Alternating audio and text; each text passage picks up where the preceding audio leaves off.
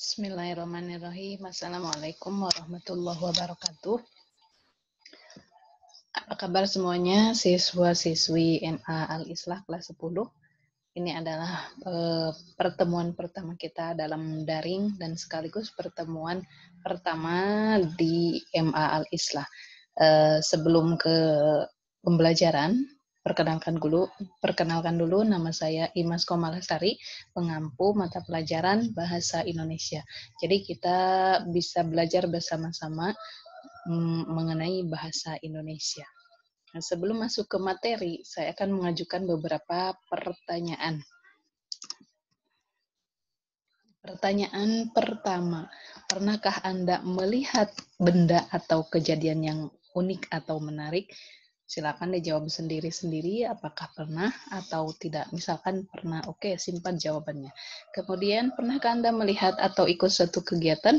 Mungkin ini dari Anda semua itu banyak yang pernah mengikuti kegiatan karena di sekolah ketika SMP atau MTS itu sering ada kegiatan dan Anda ikut di dalam kegiatan tersebut. Berarti jawabannya pernah. Simpan dulu jawabannya. Kemudian, pernahkah Anda meneliti suatu benda atau peristiwa? Pernah atau belum pernah? Atau misalkan pernah, tapi saya menelitinya tidak secara mendetail. Oke, simpan dulu jawabannya.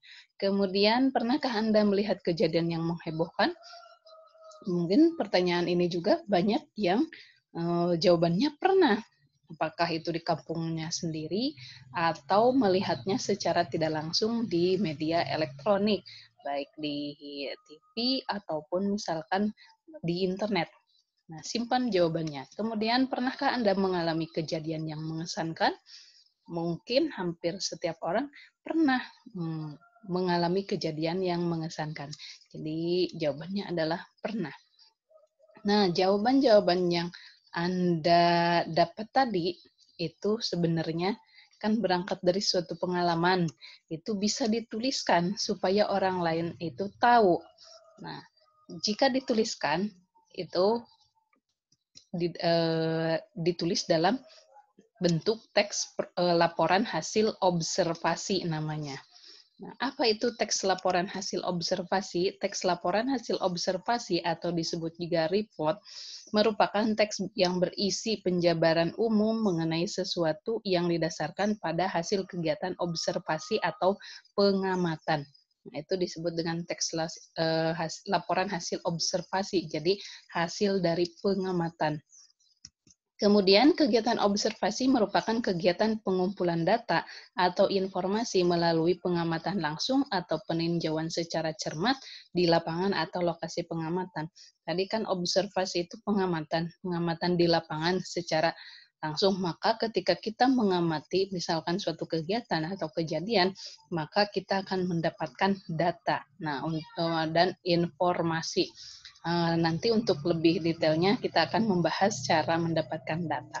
Kemudian apa tujuan dari penulisan teks laporan hasil observasi? Tujuannya adalah memberikan pengetahuan atau informasi yang sejelas-jelasnya kepada pembaca. Jadi supaya pembaca itu tahu, misalkan kita meneliti suatu kegiatan tadi di sekolah yang pernah kalian ikuti. Nah, jadi supaya orang lain itu tahu mendapatkan informasi. Itu tujuannya. Kemudian, apa sih ciri-ciri dari teks laporan hasil observasi? Yang pertama, yaitu menyajikan fakta-fakta. Nah, jadi ciri yang pertama adalah berupa fakta. Fakta itu kan hal yang real terjadi, yang ada di lapangan. Nah, bukan imajinatif atau hayalan. Nah, fakta tentang apa? Apa yang kita teliti itu bisa tentang keadaan atau peristiwa atau juga tempat atau benda ataupun orang. Jadi yang kita teliti itu, yang kita observasi itu tidak hanya suatu peristiwa atau kegiatan saja, tetapi bisa juga berupa tempat ataupun benda ataupun orang. Tentunya kenapa kita meneliti hal tersebut? Biasanya karena ada keunikan atau sisi menarik dari hal tersebut. Kemudian pada penyajiannya nanti fakta-fakta tersebut bisa disajikan dengan gambar yang berupa tabel atau grafik ataupun bagan. Ini supaya tampilannya tulisan kita itu lebih menarik, ataupun gambar-gambar lain boleh, tapi yang sesuai dengan apa yang kita bahas. Itu jadi ciri yang pertama adalah menyajikan fakta. Yang kedua, menambah pengetahuan dan wawasan kepada pembacanya. Ini sesuai dengan tujuan di awal tadi, bahwa tujuan dari ditulisnya teks laporan hasil observasi itu untuk menambah informasi, menambah pengetahuan ataupun wawasan dari pembacanya. Nah, selain kita mengetahui ciri-ciri, kita juga harus tahu struktur dan kaidahnya dari teks laporan hasil observasi. Nah, strukturnya apa saja? Yang pertama, strukturnya adalah pendahuluan. Yang kedua, pembahasan. Dan yang ketiga, kesimpulan.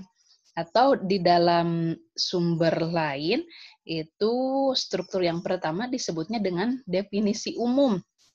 Definisi umum atau klasifikasi umum, atau disebut juga pernyataan umum. Nah, struktur yang kedua, deskripsi bagian. Yang ketiga, deskripsi manfaat. Sebenarnya sama saja antara dari sumber yang pertama dengan sumber yang kedua.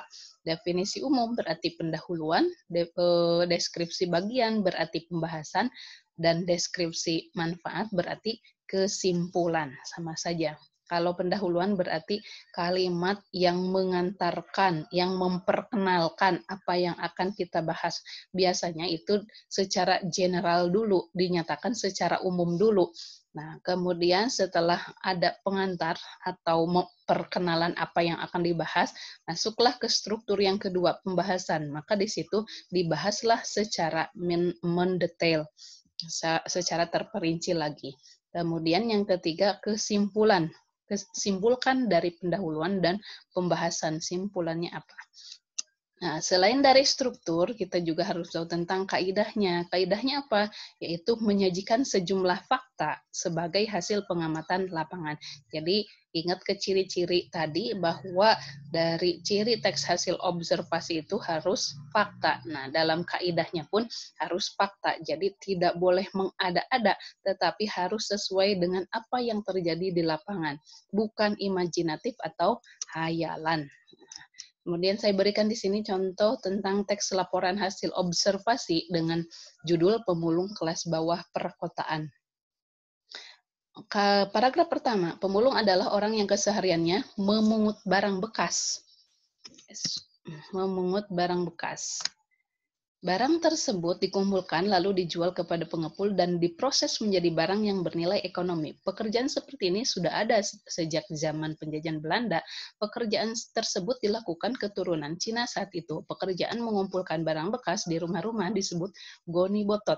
Dalam logat Cina artinya goni dan botol. Orang-orang tersebut berkeliling di kampung-kampung dan kota untuk mencari botol, kertas, koran, goni, atau barang bekas lainnya yang dapat dipakai kembali menjadi barang yang bernilai ekonomi.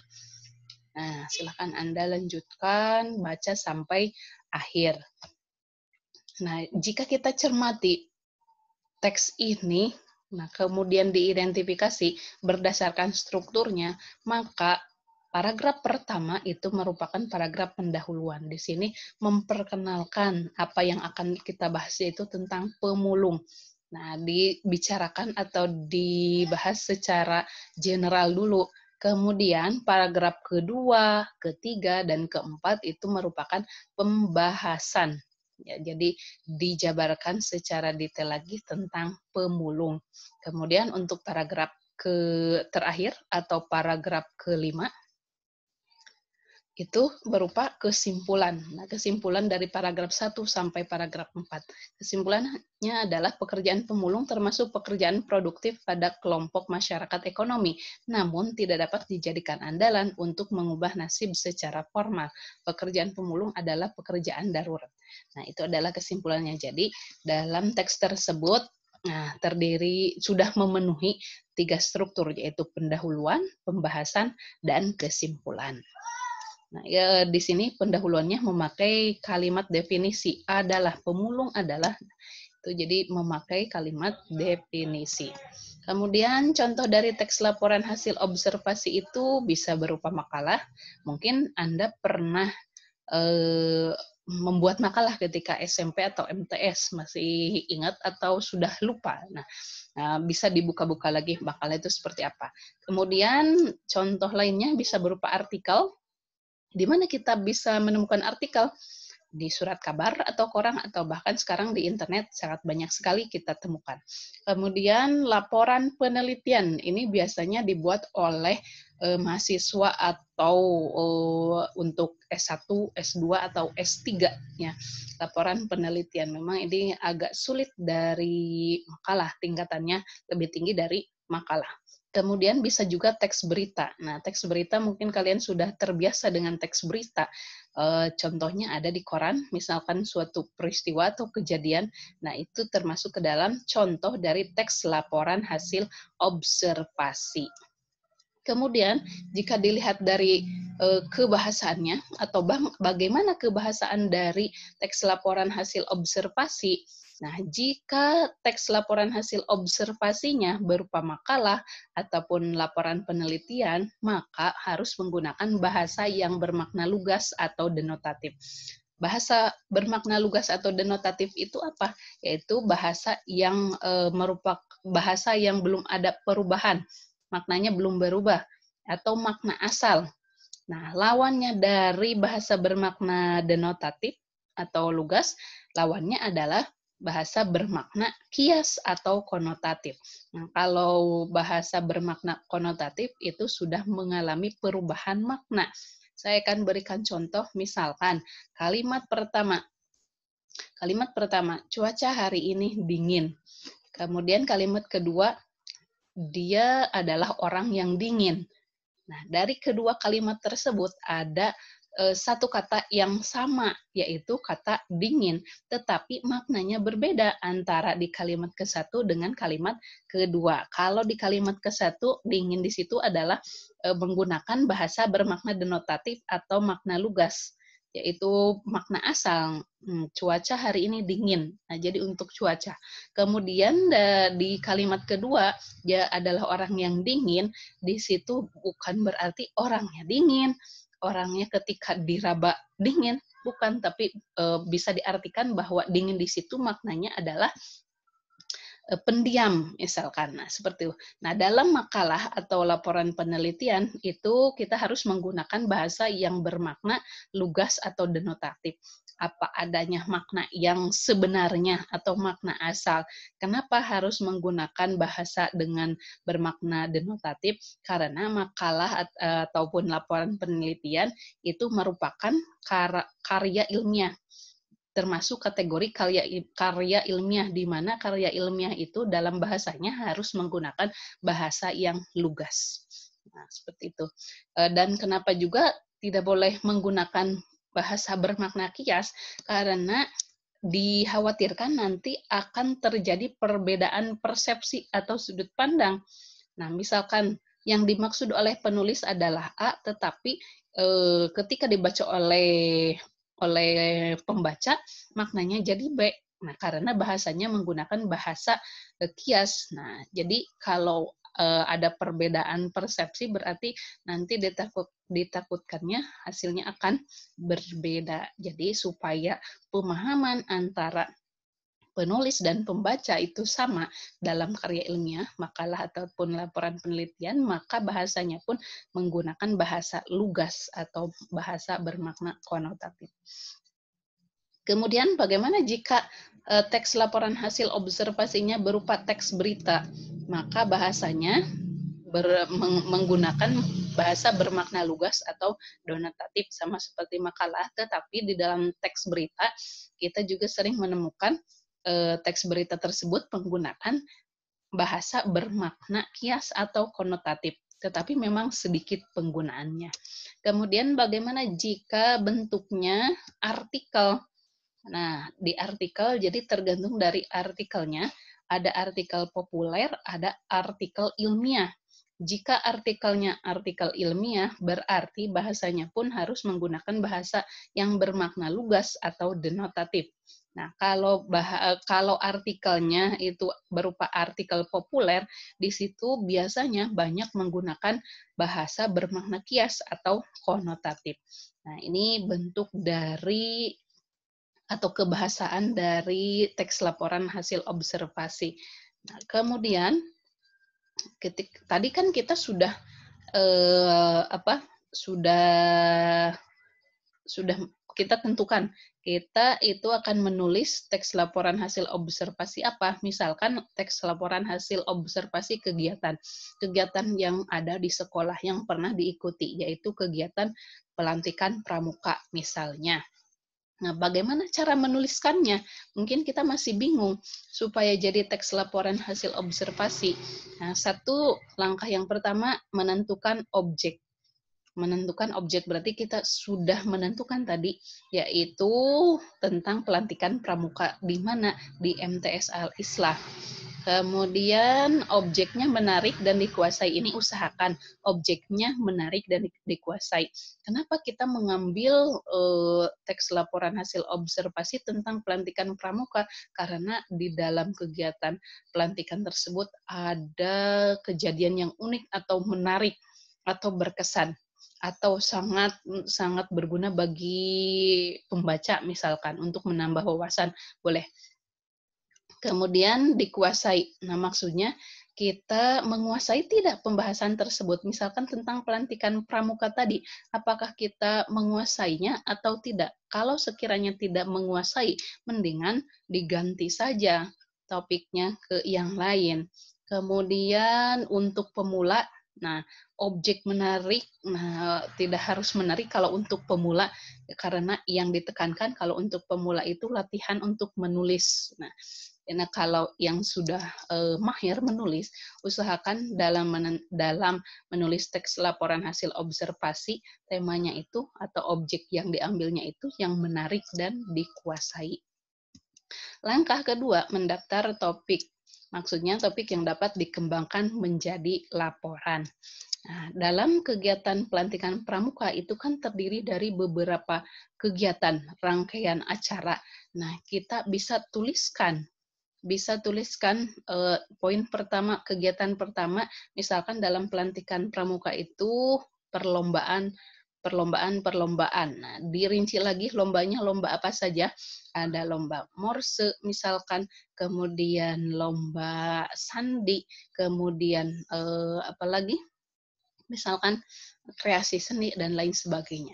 Kemudian itu kegiatan yang pertama ya, jadi lomba-lomba. Kedua misalkan upacara pembukaan. Yang ketiga apalagi penjelajahan. Keempat upacara penutup. Kelima kejuaraan, pengumuman kejuaraan. Jadi kita tuliskan dulu topik-topik yang akan kita bahas nanti secara mendetail lagi. Kemudian langkah ketiga menyusun kerangka. Nah, menyusun kerangka itu mulai dari pendahuluan. Kira-kira untuk pendahuluannya kita akan menuliskan apa?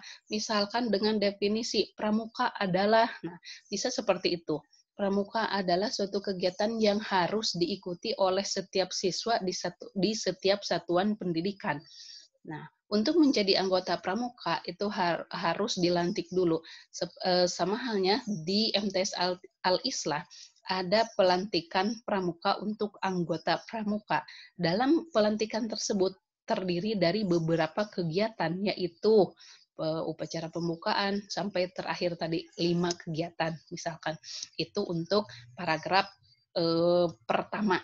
Nah, berarti kalau kerangka itu adalah garis besar, ditulis saja definisi pramuka. Kemudian untuk pembahasannya, nah apa yang akan kita bahas? Kita kan tadi sudah mendaftar topik-topik ya, nomor 1 sampai nomor 5, tetapi belum berurutan.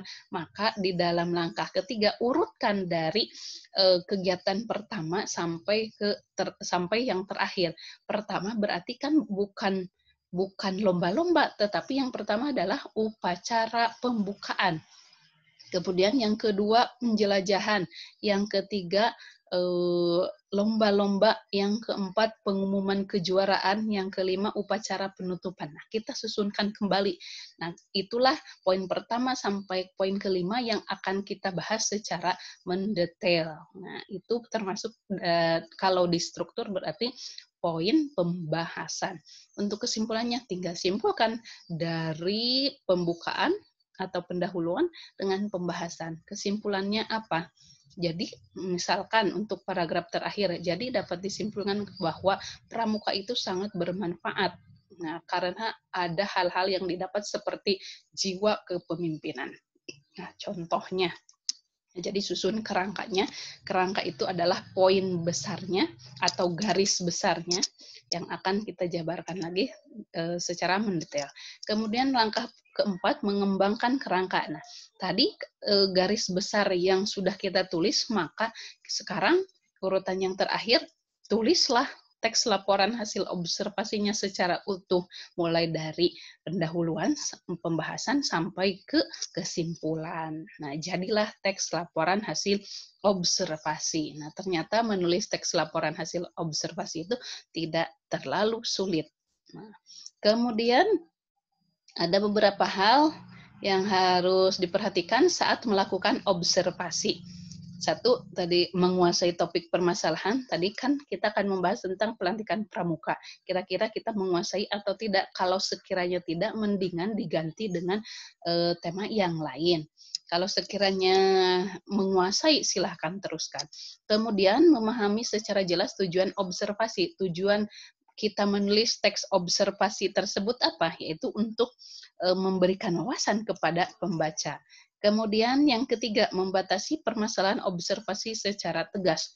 Jadi apa yang kita bahas dalam teks tersebut jangan terlalu melebar, segala macam dibahas. Misalkan kegiatan OSIS, pemilihan OSIS dibahas di situ. Jadi tidak membahas hal tersebut. Cukup apa yang sudah digaris besarkan tadi di awal.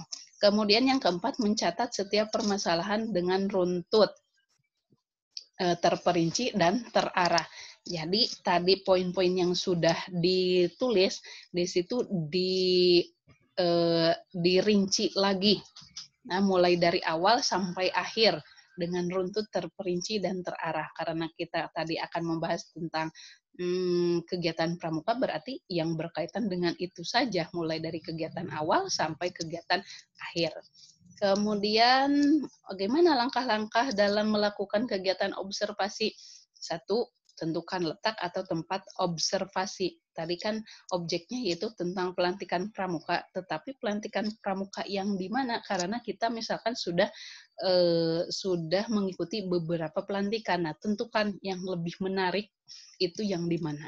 Kemudian menentukan objeknya sudah tadi karena kita mengangkatnya atau mengambilnya tentang pelantikan pramuka.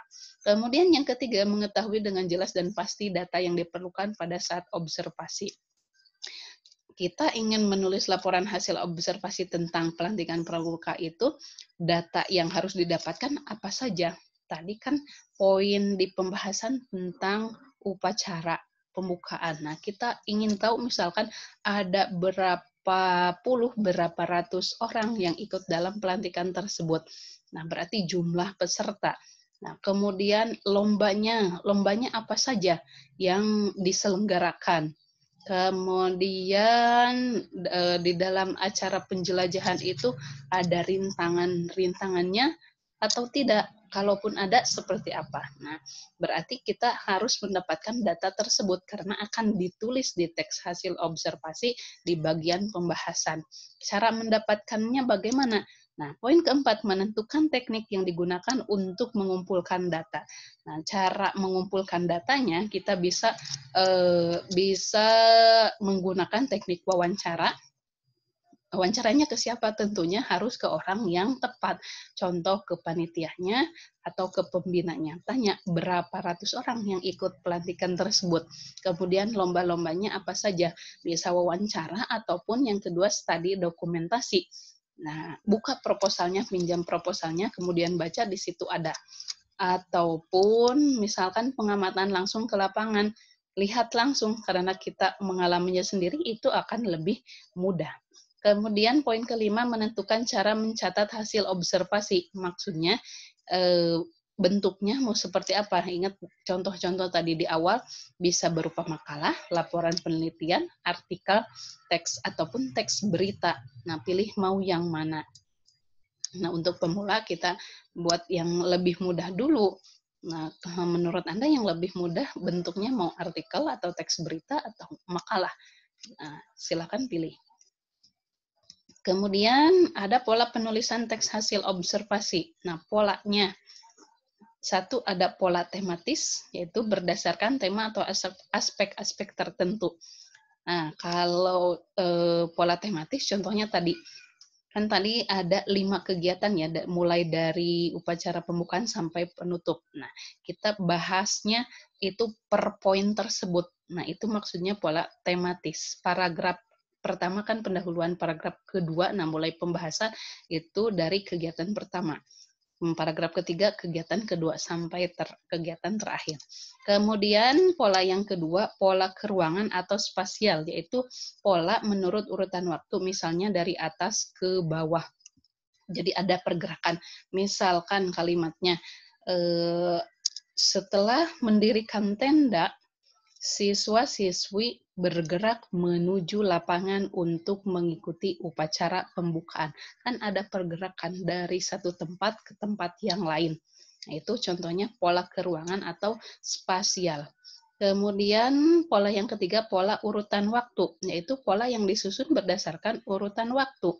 Nah, contoh setelah selesai upacara pembukaan, para anggota pramuka dipersilakan kembali untuk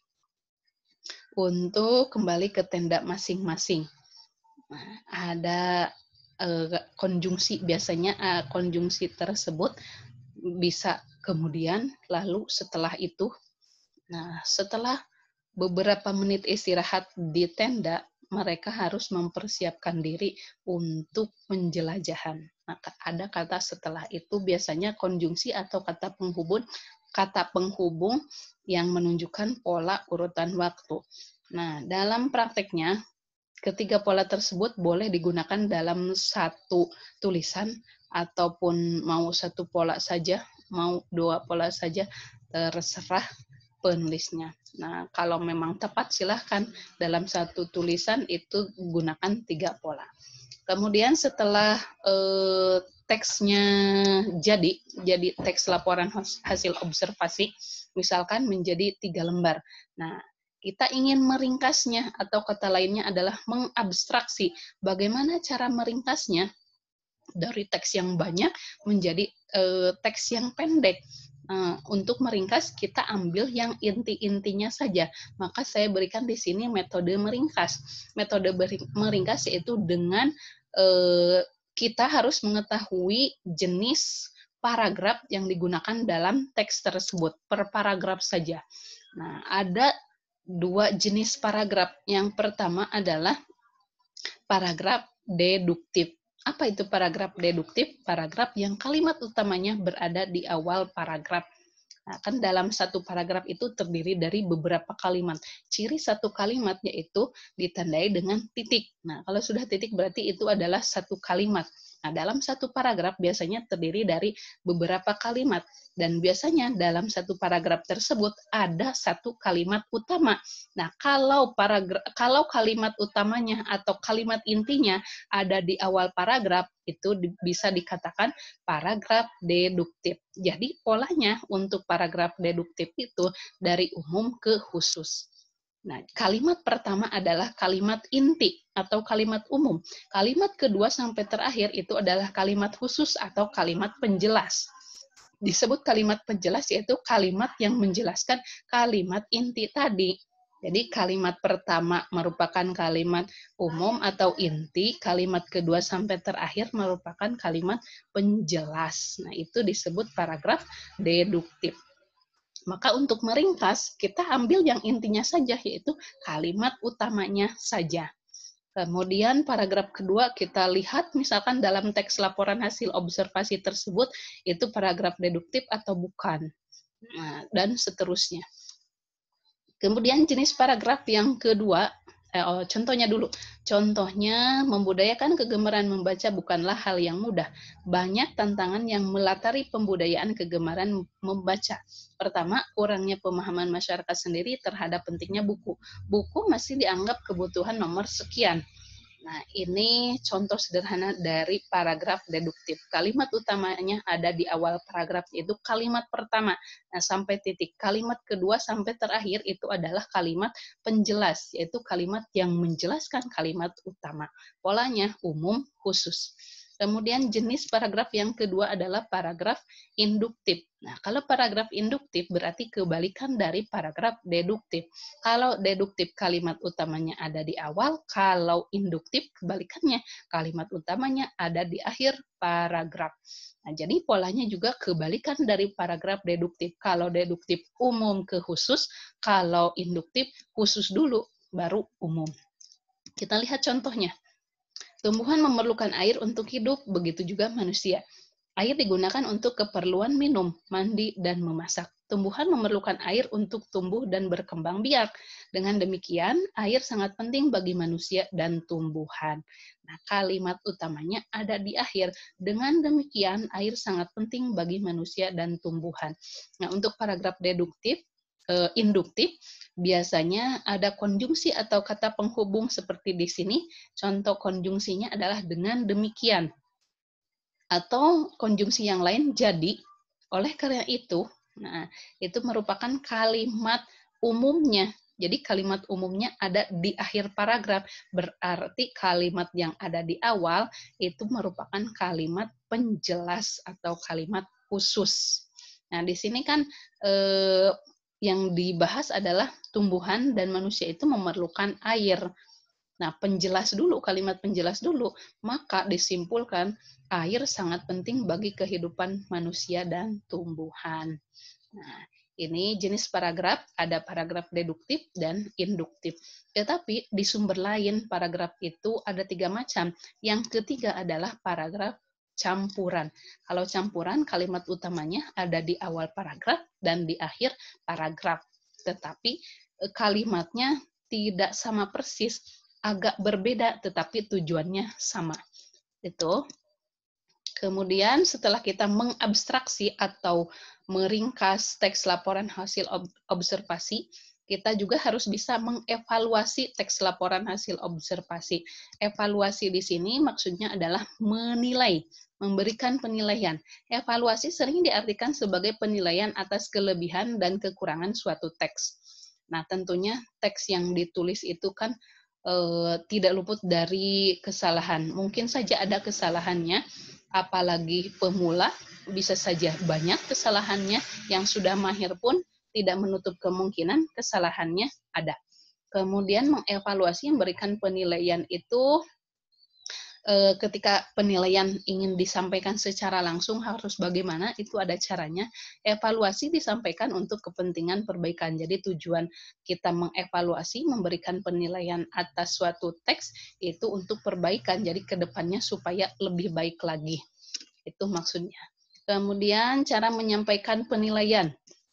Langkah yang pertama sederhana. Maksudnya sederhana di sini adalah langsung pada intinya, jangan berbelit-belit dan apa adanya. Jadi ketika ada kesalahan, langsung saja kesalahannya apa. Jangan muter-muter dulu berbicaranya. Terkadang kalau muter-muter dulu bertele-tele, orang yang mendengarnya pun tidak paham apa inti dari pembicaraan kita. Jadi langsung saja pada intinya. Misalkan ada kesalahan dalam penulisan. Nah, dari teks yang Anda tulis itu ada kesalahan dari segi penulisan, yaitu kata Tasikmalaya. Harusnya huruf T di situ menggunakan huruf kapital meskipun di tengah kalimat, karena Tasikmalaya merupakan nama kota. Nah, langsung saja pada intinya, jangan berbelit-belit. Dan apa adanya, maksudnya apa adanya, jadi katakan hal tersebut salah jika salah. Katakan hal tersebut benar jika benar. Jadi jangan yang salah dibenarkan, yang benar disalahkan. Nah, itu adalah step yang pertama. Langsung pada inti dan apa adanya. Kemudian step yang kedua, jangan samar-samar. Gunakan kata yang tepat dengan struktur kalimat yang efektif. Nah, jangan samar-samar. Apakah Anda itu menyalahkan atau tidak? Jadi harus jelas bahwa misalkan penulisan kata Tasikmalaya itu salah. Jadi jangan samar-samar. Sepertinya penulisan kata Tasikmalaya itu salah, tapi mungkin juga benar. Nah, kan samar-samar. Anda itu menyalahkan atau membenarkan. Nah, jadi jangan samar-samar. Gunakan kata yang tepat dengan struktur kalimat yang efektif. Kalimat yang efektif itu kalimat yang bisa dipahami oleh si pendengar. Ya, kalimat efektif. Kemudian yang menjadikan salah satu hal yang menjadikan kalimat tidak efektif itu misalkan bertele-tele, kemudian tidak tepat penggunaan kata. Nah, itu contohnya. Kemudian, nah ini step yang kedua ya, harus jelas, jangan samar-samar. Step yang ketiga, lengkap. Lengkap, maksudnya lengkap apa? Sertakan alasan yang kuat dan didukung oleh sejumlah fakta. Jadi kita jangan menyalahkan kalau tidak tahu sumbernya. Nah, harus bisa berargumen, jangan hanya menyalahkan saja. Ini penulisan kata Tasikmalaya salah. Kenapa salah? Tidak tahu. Nah, jangan sampai seperti itu. Tapi kita harus berikan argumen dan berikan buktinya. Tadi kan di awal penulisan kata Tasikmalaya itu tidak tepat. Nah, harusnya memakai huruf kapital meskipun di tengah kalimat. Karena apa? Argumennya nih, karena itu adalah penulisan kota. Jadi untuk penulisan kota meskipun di tengah kalimat menggunakan huruf kapital. Nah, Anda silahkan lihat di buku PUEBI, Pedoman Umum Ejaan Bahasa Indonesia, di situ ada. Nah, penulisan untuk huruf kapital itu ketentuannya apa saja. Nah, di situ berarti ada argumen dan ada sejumlah fakta. Faktanya yaitu maksudnya ada bukunya, ketentuannya. Nah, itu step yang ketiga, lengkap. Step yang terakhir harus santun. Nah, perhatikan dari segi kata-kata yang digunakan itu harus sopan, supaya orang yang menerima evaluasi itu enak menerimanya.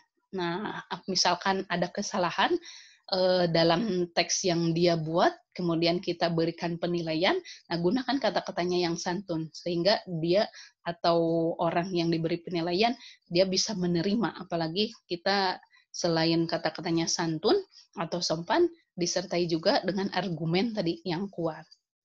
Nah, kemudian selain kata-kata yang santun, ditambah dengan ekspresi juga, ekspresi yang santun, karena bisa saja Anda kata-katanya santun, tetapi ekspresinya judes. Nah, itu juga kan kemungkinan besar si penerima evaluasi tidak menerima karena kok ekspresinya seperti itu. Seperti misalkan tidak suka ke saya. Selain kata-kata santun, ekspresi juga harus santun, enak dilihat. Nah, kemudian serta menghargai pendapat orang lain. Misalkan kita menyalahkan suatu hal, kemudian orang lain ada atau si penerima evaluasi itu ada yang menyanggah, nah, tidak setuju dengan pendapat kita, hargai pendapatnya. Kita dengarkan, jangan dipotong. Nah, inilah langkah-langkah dalam menyampaikan penilaian teks laporan hasil observasi. Step yang pertama sederhana, kedua jelas, ketiga lengkap, keempat santun. Mudah-mudahan materi ini bisa dipahami, kemudian silahkan praktekkan untuk menulis teks laporan hasil observasi berdasarkan pengalaman Anda sendiri, supaya lebih mudah dalam menulisnya. Thank you for your attention. See you next meeting. Wassalamualaikum warahmatullahi wabarakatuh.